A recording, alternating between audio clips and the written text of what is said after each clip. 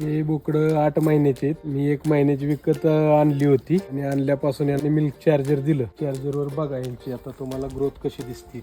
बोकडाला जर 15 ग्रॅम पासून 25 ग्रॅम पर्यंत गेलो मी एका टायमिंगला, दोन्ही टायमिंगला देतो. तर जिवंत वजन असेल 50 प्लस असेल. वासरांना उचलून टाकते ते आता हेवी झालेत. आता हे मिल्क चार्जर मुळे अग्रेसिव्ह पणा नाही, शांत आहेत. नाही तर असलं बोकड मारतं लगेच. आता आलं करडू पण आहे. आता हे किती महिन्याचं आहे? कालवड ते 6 महिने 20 दिवसात झालं बघा. सीटवर यायला लागलंय ती 6 महिन्यातच. कालच त्याने थोडीशी घाण टाकली होती. मिल्क चार्जर त्याला 75 ग्रॅम आणि दुधातनं देत होतो 15 ग्रॅम. बरोबर. म्हणजे जलांबल्यानंतर तिसऱ्या दिवशी चिक संपला, त्याला मिल्क चार्जर चालू केलं. कत्तलखान्यातनच गाय आणून मी तयार केल्यात. 19,000ला आणलेली गाय काल माझी 1,05,000ला मागितली, मी दिली नाही. तुम्ही या गायींना नवीन जीवनदान देताय बा. मिल्क चार्जर गायला खरेदी केल्यानंतर आपण आणलं की सुरुवातच करतो. 5-5 वर्ष झालं रतीब बंद नाहीत माझ्या लोकांची. म्हणजे एवढं तुम्ही चांगलं दूध तयार करताय. हो. आणि तुमच्या गायी म्हणजे विशेष असं देशी गायीने तुम्ही एचएफ जर्सी वगैरे अशा गायींचं ते संगोपन करता. गिर क्रॉसच तयार करतोय मी. मिल्क चार्जर चारावं, बाकी काय नाही.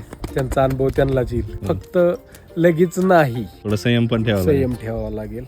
संयम ठेवल्याशिवाय कुठलंही काम होत नाही. आमच्या शेजारी त्यांना ऍडमिट केलं आणि डॉक्टरांना सांगितलं न्या घरी, आता काय अडचण नाही. त्यांना अन्न जात नव्हतं. एक आपण महिनाभर आपलं दूध दिलं, ते थोडं थोडं दूध घेत घेत आता पूर्ण 1-1.5 भाकरी खायला लागलेली. आता काय अडचण नाही त्यांना. छान, धन्यवाद सर. धन्यवाद.